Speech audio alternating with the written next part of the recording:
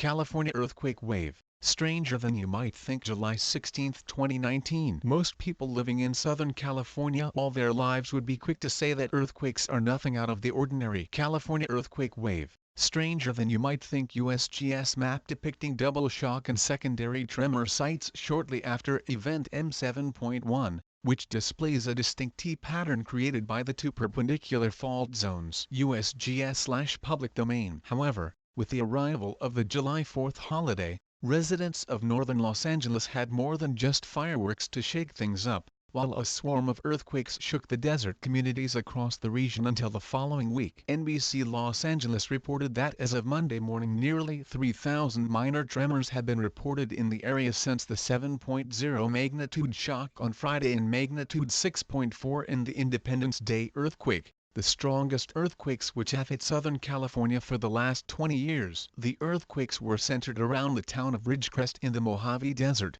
about 240 kilometers north of Los Angeles. Although earthquakes are not uncommon in the region, this does not mean that the wave of tremors in the past week has been typical. Geologists note that there is only about a 5% chance that a significant earthquake will be followed by an even greater earthquake. However, this was just one of the ways in which the first pairs of earthquakes that struck the region apparently defied the odds. Live Science reported that the Independence Day earthquake 4 occurred in an unmapped fault region along the fault zone of Little Lake, near Ridgecrest, and involved right-angle ruptures, which can be more easily detected today than years ago. Geoscientist Michelle Cook told Live Science, "This is very interesting geologically. We do not have many earthquakes in our record that show the simultaneous slippage of two perpendicular faults. Many of us are wondering if these complications really are the norm and that our instruments for more than 10 years were not sensitive enough to detect these complications." Cook suggested that these rare seismic events may not be so uncommon. However,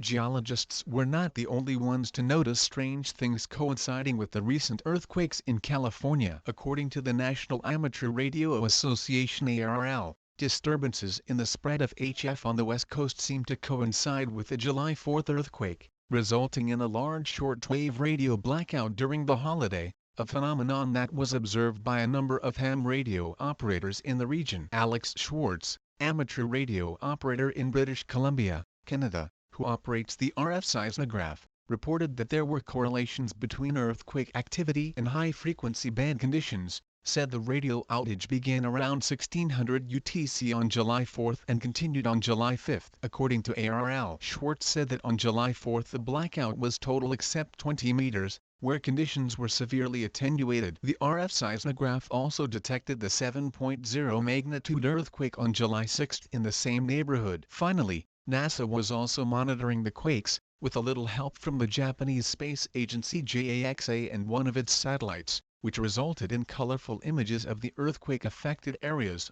California earthquake wave, stranger than you might think. Image depicting earthquake high shift after July 4th seismic events. Credit, JPL/Caltech/NASA. According to the NASA Jet Propulsion Laboratory, the team of the Space Agency for Analysis and Quick Imaging ARIA lent data collected by the synthetic aperture radar, which was colored to reveal small changes that were visible in the area of earthquakes. Science Alert reported, each color represents 12 inches of elevation or sinking in the landscape, with evidence of cracks in the lines cutting off the fringes of some colors. Despite the significant strength of last week's earthquakes, few injuries have been reported since the tremor epicenter was located in a remote area. It is also possible that more earthquakes and minor tremors will continue over the next few weeks, although the unique data collected in its wake may help to reshape our understanding of similar seismic phenomena in the coming decades.